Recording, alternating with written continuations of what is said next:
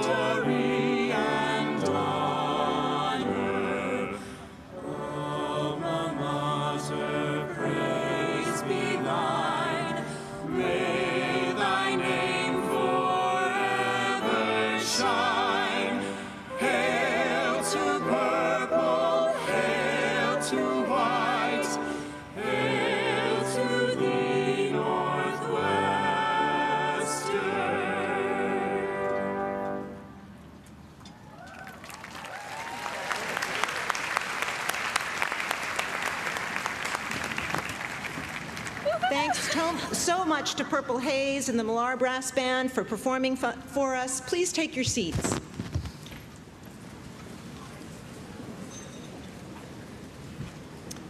On behalf of the Weinberg College of Arts and Sciences at Northwestern University, it is my very great pleasure as Dean of the College to welcome you to this commencement ceremony. This is the first time we're doing the Weinberg ceremony outside, and it was supposed to rain, and it hasn't, so we're happy about that. I have always enjoyed graduations. One of the other deans said to me the other day, we were waiting to go to the big one, she goes, "Oh, I'll be so happy when this is all over with." And I said, "Really? I love graduations." In fact, I get positively teary-eyed when I hear pomp and circumstance. My father was a professor at Swarthmore College, and he was the marshal of the commencement there for many, many years. And as a child, I went to graduation there every year, and I never tired of it. Now, I'm a psychologist by training, and although I'm not a memory researcher, yes! I do find research on what humans do and do not remember absolutely fascinating. Do you know there's actually been research done on what graduates remember later about their graduations? These studies probably won't surprise you. They reveal that a year later, almost none of the graduates remember who spoke, and a large majority can recall nothing of what was said at the graduation. Though I bet all of you will remember Stephen Colbert's speech from yesterday. So essentially, what President Schapiro and Emily Heisley Stoekel and I are doing today may be irrelevant. However, even if what we're doing is irrelevant, what you are doing and have done here at Northwestern is not. Ours is a culture that does not place a lot of emphasis on rituals and rites of passage. And commencement ceremonies are one of the few sorts of rituals we do have, and I personally believe they're very important, because they're rare opportunities to mark passages in your life. How many other times are there in life with such a definite sense of completion? There, I am done with that chapter of my life. I remember when I graduated from college, I was actually overcome with sadness because I'd really enjoyed college, had many great friends, and I realized that my relationships with my friends and with my professors would never be the same again. And they weren't, and they won't be for you. But some of your friendships from Northwestern will be with you for the rest of your lives. And other new challenges, adventures, and relationships lie ahead for you. Whatever you do, remember, from this ceremony, you will soon realize that after you have left the football stadium with your degree in hand, well, actually, it will be a diploma box, and if you're luckier than Stephen Colbert, you will get a diploma after the ceremony. You will have crossed the line to become a graduate, an alumnus. And as a graduate of this great university, you will join our other illustrious alumni who have become leaders in business, like Emily Heisley Stoekel, or in science and law and medicine and education and politics and the arts, or in the entertainment world, like Stephen Colbert. Some of you, like some of our other alumni, will actually change the world. You should be very proud of yourself. You achieved admissions to a highly selective university, one of the premier places in the world for learning and discovery. You have pursued, and hopefully none of you have incompletes like Stephen Colbert, completed a challenging course of study here. Many of you have worked with our faculty doing research in their labs and in the field or in libraries and archives around the world. Many of you have worked at various organizations throughout Chicagoland.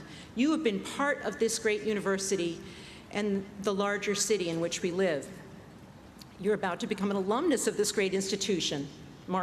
You'll embark on many great adventures. Some of you probably have your plans all laid out. I know some of you are going right on to medical school and to law school, and some of you do not. But neither of you should worry, because in getting to know our alumni, I have found that many of the paths they have taken have been indirect, and I would never have been able to guess from their undergraduate majors what direction their career path would take them. Let me give you a few examples. For example, when I first got here, I met Carol Siegel. Carol was an English major who graduated from here in 1960. She met her husband Gordon here when they were undergraduates. After their honeymoon in Europe, they were so inspired by the designs and bright colors of housewares there, particularly in Scandinavia, that they came back and started a little company called Crate and Barrel. And I asked them how they came up with the name, and they said, well, we literally used the crates and barrels, the merchandise came to display our wares in our first store. And there's probably hardly anybody in this audience who doesn't have something from Crate and Barrel, so I guess that was a bit of a success. Then there's John Musker from the class of '75, also an English major, who is a writer, director, and producer at Disney. His most recent film was The Princess and the Frog, but he also directed Little Mermaid, Fox and the Hound, and many other Disney animated films. Then there's Terry O'Neill, class of '74, a French major who is now the president of NOW, the National Organization of Women. Then there's a more recent grad, Daniel O'Keefe, a philosophy major from the class of 1993. Morningstar named Daniel their Stock Fund Manager of the Year for 2008. And for those of you who remember 2008, it wasn't the best year for being a stock fund manager. He told me when I first met him that he only hires people to work for him who are arts and sciences majors because he believes they are the best critical thinkers, writers, and public speakers around. And we agree. He was just here a few weeks ago speaking to our undergraduates and hoping he could convince some of our philosophy majors to intern with him out in the Bay Area. Then, of course, there are those graduates whose majors lead more logically, directly to their careers. Some of you may know Veronica Roth, who graduated last year, an English major in our creative writing program, who's already published her first novel, Divergent, and has a book contract with HarperCollins for 2 more books, and just this spring sold the movie rights for Divergent. Now, these alums I've mentioned just scratch the surface of the fascinating lives and careers of alums from the Weinberg College of Arts and Sciences at Northwestern, who I've had the great pleasure of meeting as dean of this college, and whose ranks you will be joining today. Now, perhaps the accomplishments of these graduates sound daunting or very far from where you are in your lives. But I must tell you, you are every bit as impressive. You've just had fewer years to show us your stuff. Some of you have published poetry and short stories. Others of you have actually started companies, published papers in academic journals, gotten patents, written blogs, started charities, worked in soup kitchens, gotten Fulbright, Goldwater, and National Science Foundation fellowships. You've played on teams, sung in a cappella groups, been active in student government, served on our Weinberg Student Advisory Board, performed in WAMU, danced in Dance Marathon, you name it, you have done it. You, to have achieved at the level you have, indeed to have even gotten into Northwestern, I know you are all very smart, extremely organized, and hardworking. Obviously, we admire you for those characteristics. But my one piece of advice for you as you go on with your life is please do not always yearn for the next thing and be so busy checking off things on your professional list of things to do that you do not enjoy your life. For as one of my favorite poets, Chicago poet Gwendolyn Brooks says, exhaust the little moment, soon it dies, and be it gash or gold, it will not come again in this identical disguise. So savor your life, the moments of celebration, the gold, like today, and even the sadness, or gash. And each year it is with sadness that we bid our graduates goodbye. But it was also extremely gratifying to see them go on and do wonderful things with their lives. There is no better gift to us than you and what you make of your life. Indeed, as one of our students wrote in nominating history professor Ken Alder for a teaching award this year, he changed my outlook on life and gave me hope that at the intersection of hard work and passion, you can find out who you really want to be. If we as professors have had that kind of impact on just a few of you, there is no better reward for us in this world. We look forward to hearing about the accomplishments and life events of the members of the class of 2011. Please do keep in touch and let us know where you are and what you are doing. And to the families of these wonderful graduates, know that they could not have done it without you. Not only your financial support, which we know was substantial, but also your emotional support. Congratulations, class of 2011, and thank you. We will miss you.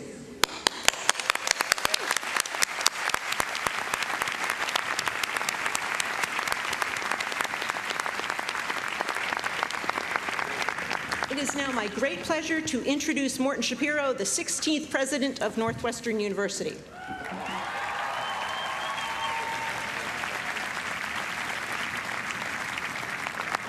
Thank you. It's an honor to be with you here this morning. I'm glad we're outside. It was pretty good weather and all that. And Sarah, Dean Mangelsdorf, mentioned that she likes these ceremonies.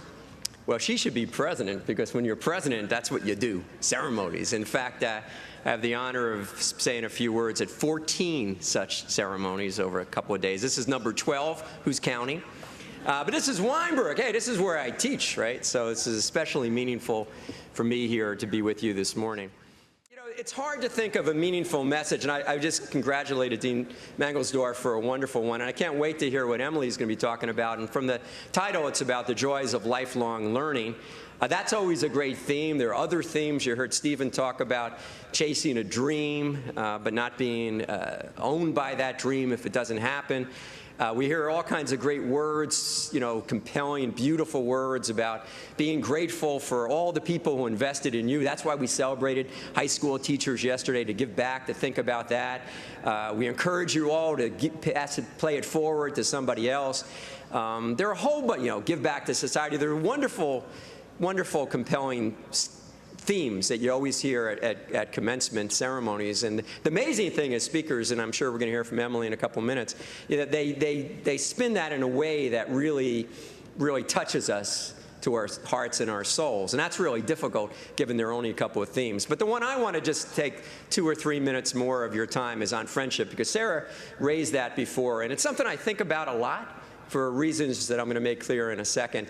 You know, when you're 21, 22, 23-year-old, you know, you have a lot of friends, right? I'm sure all of you are just, you know, you revel in those friendships. And I'm sure when you're that young, and you can ask the people out there in the audience, you know, you think that you're going to always have those friends, and it's natural to be surrounded by friends. But, you know, I see that at graduations, because I see the people hugging, and sometimes I overhear and they say, boy, you know, we went through this together. I couldn't have reached where I am today. I couldn't be the person that I am today without those friendships. Thank you. We're going to be in my life forever. But then I also, as president, you know, I've been doing the president stuff now 12 years, 2 different places. I attend reunions, right? So I go to 10-year reunions and 25-year reunions and 50-year reunions. And you know, I can't tell you how many times people come up to me and say, President Schapiro, you know, this was my best friend. This was my roommate. This person might have been the best man in my wedding, the maid of honor, maybe the godmother or father of my children. But, you know, we eventually fell out of touch. And I've always thought about that disconnect between one saying and meaning that these friends are going to be part of your lives forever, and then the reality that quite often the truth is they are not. Now, why is that? I think because you realize if it's your parents, you know, you're stuck together. God bless, right? The parents have you, you have your parents, and as long as you're privileged to be together, you're going to work at those relationships. With siblings, you're going to work at the relationships. With children, you work at the relationships. But I don't think people quite appreciate that friendship takes work. It really takes work. So my advice here in conclusion is when you hug these people goodbye and you say you're going to always make the effort to befriend and have each other in your lives, mean it and really work to it. And when your spouses don't like each other, or you're spread throughout the rest of the world, or you're worried about your parents, or you're worried about your kids, worry about your friends as well. Because you know why? Because when things are bad, and inevitably in life things are bad, you're going to need your friends to lean on. You really do. I lost my mom a couple months ago. I literally at the cemetery had my two best friends literally holding me up. And if I didn't have that, if I hadn't been blessed with maintaining and nurturing those friendships, I would have been lost. My family was there, but you need your friends as well. And when you have the inevitable good things, and as graduates of Weinberg here at Northwestern, you're going to have a lot of good things. You're going to want to celebrate with people who knew you before you had the successes that are inevitably going to be there in your life. So for what it's worth, think about friendship and work at that, just as the way you do at everything else in your life and in your professional life and personal life. So with that, congratulations, Weinberg class of 2011. Go out there and make us proud. Thank you.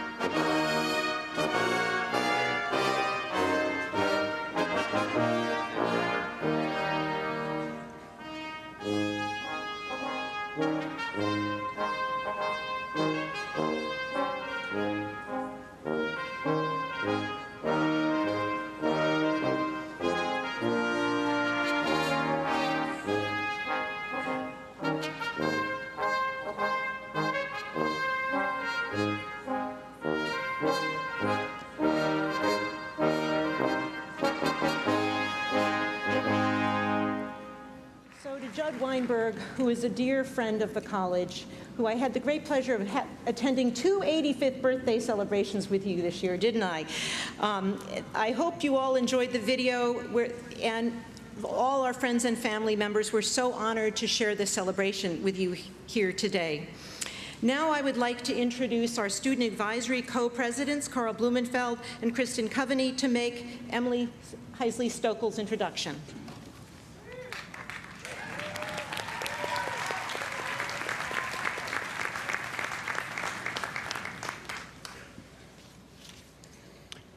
We are pleased to introduce this year's Convocation speaker, Emily Heisley Stoekel. Emily graduated from Weinberg in 1987 with a degree in economics. She's now the chairman of one of Chicago's largest enterprises, Heico Companies and Heico Holding Incorporated. Heico owns more than 50 companies worldwide, primarily in steel, heavy equipment, and construction. You may have never heard of this huge private company, but you may know of one of their holdings, the NBA team called the Memphis Grizzlies. Emily's particular expertise is in making big strategic investments. She buys up underperforming companies and turns them around, making them profitable again. Even more than their financials, Emily is interested in their people. She only invests in companies whose workers have a certain spark and where the corporate culture suggests something extraordinary might happen with the right leadership. Please welcome Emily Heisley Stoekel, an extraordinary alumna of Northwestern University.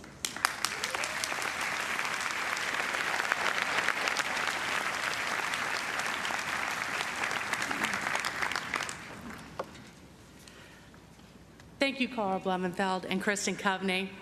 I'd also like to thank President Schapiro, Dean Mangelsdorf, Trustee Weinberg, Associate Deans, distinguished faculty, family, friends, and most importantly, my soon-to-be fellow alumni.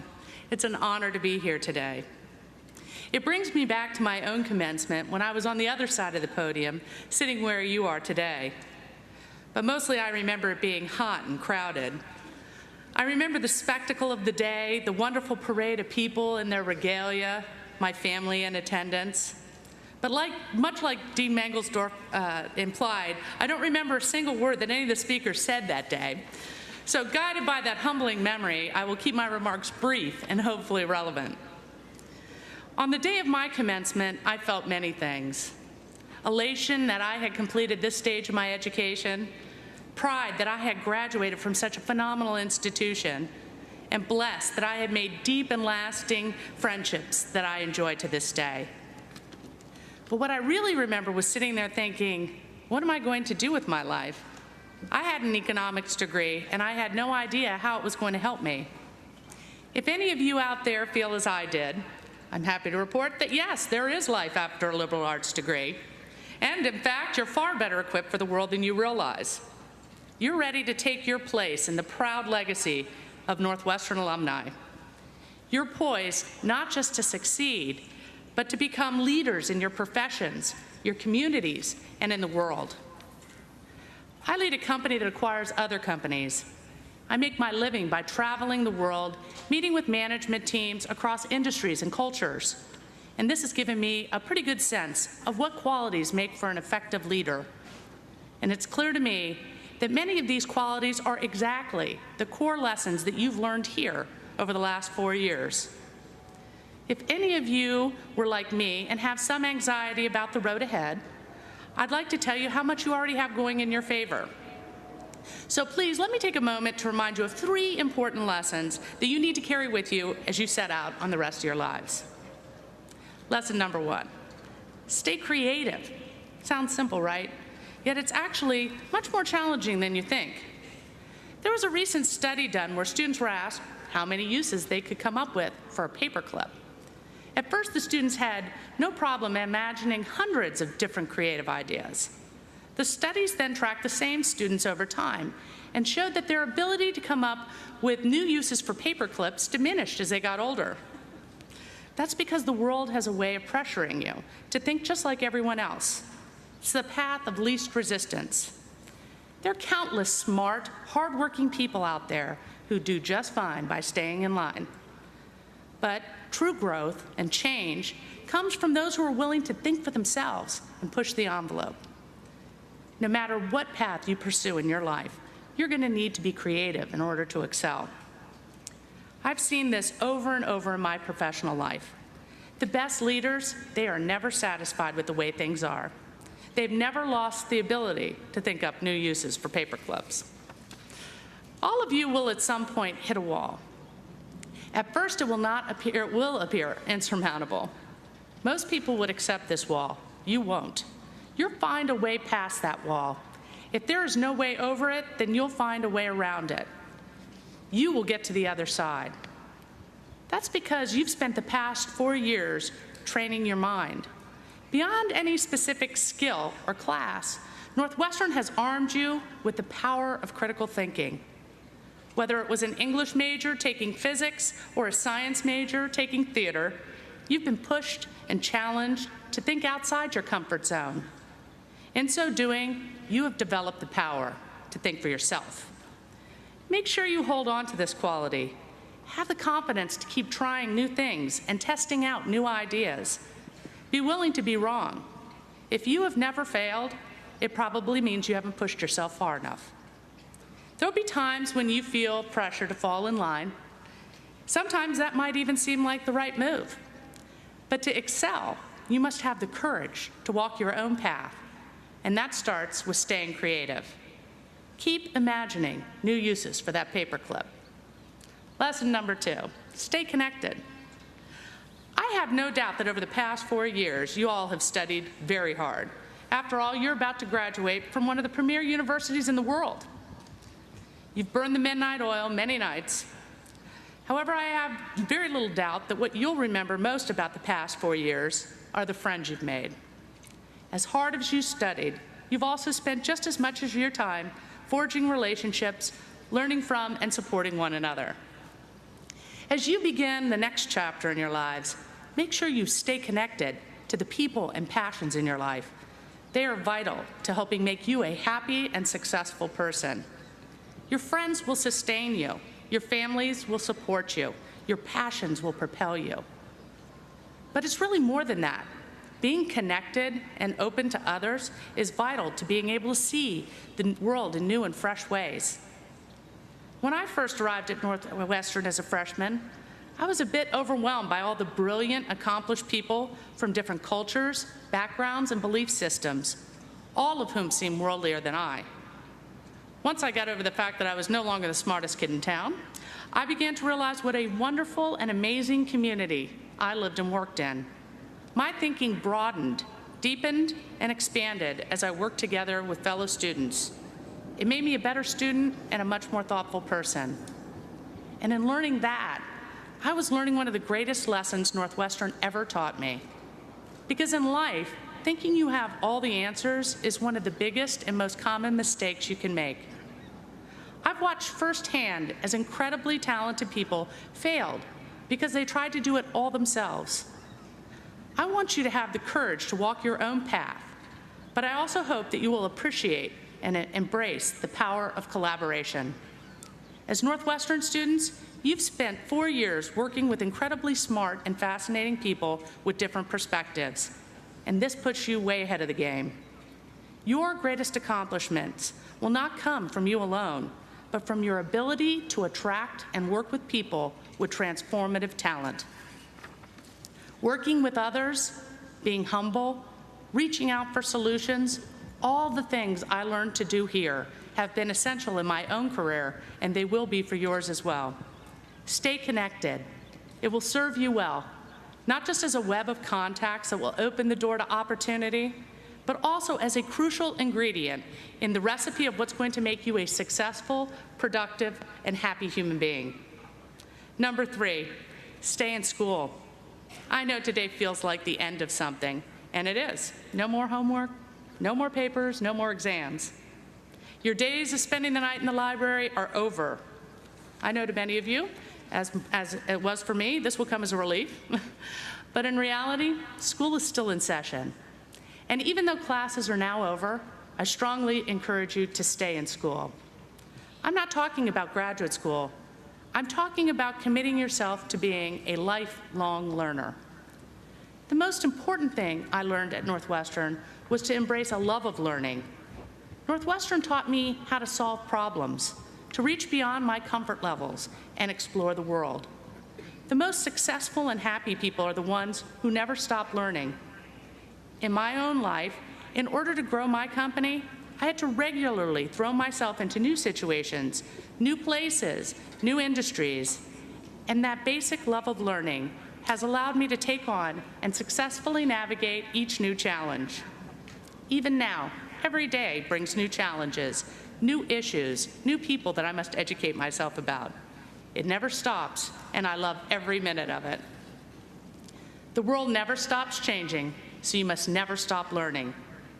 Follow your curiosity. Pay attention to what interests you. Let your passions drive you. Life is hard.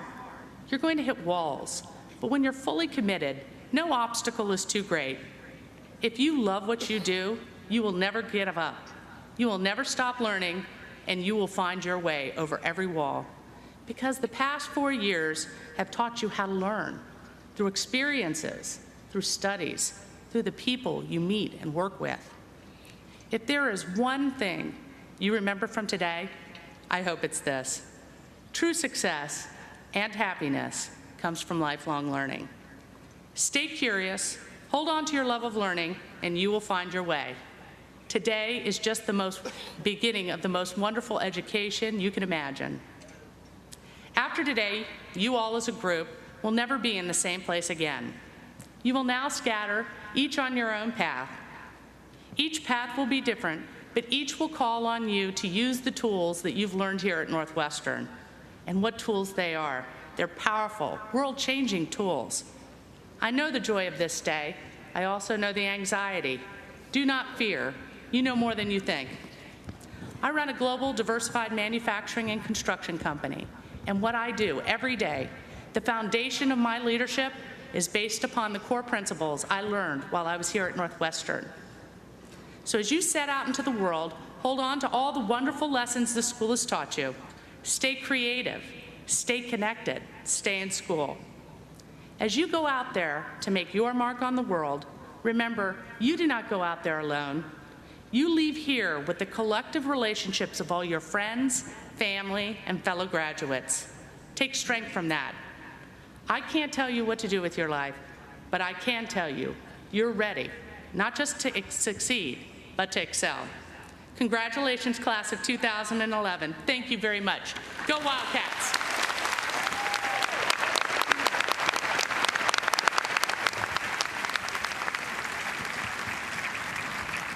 Thank you so much, Emily. That was really lovely.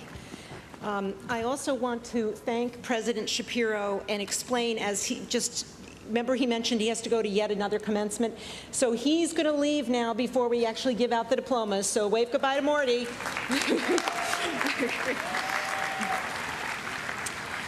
Now, didn't say anything about the music.